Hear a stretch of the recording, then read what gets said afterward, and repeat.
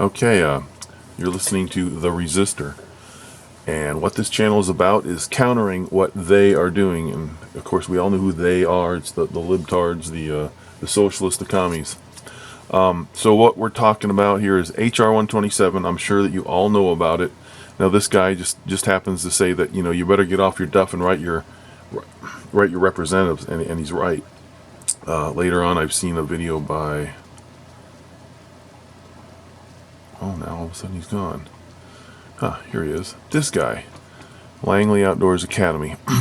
He had a video saying that it's going to get to the Senate and it's too radical, and they're not going to, it's not really going to get out the door. It's all a big bluff by the gun banners, and maybe he's got a point. Maybe it is, but my thing is we should resist all gun control bills as if they had already passed.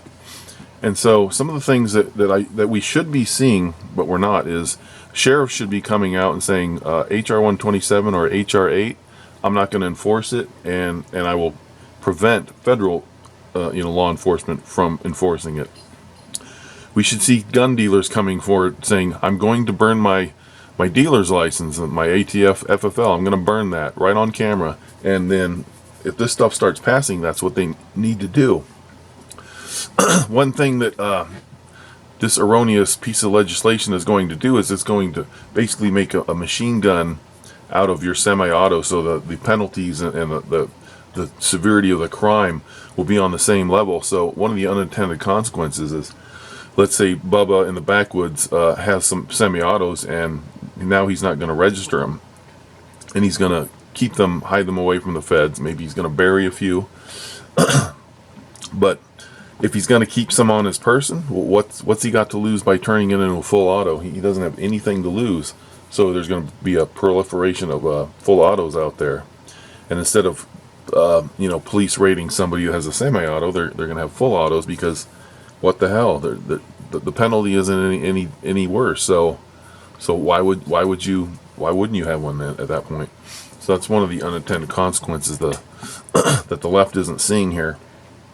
So people should be, just to go over this again, people should be utterly intolerant of this. Law enforcement should be coming out and saying that they're not going to force it, and they'll keep feds from enforcing it. States should be coming out saying we're going to be a Second Amendment state, and we will not allow the feds to enforce this. Individual towns should be doing the same.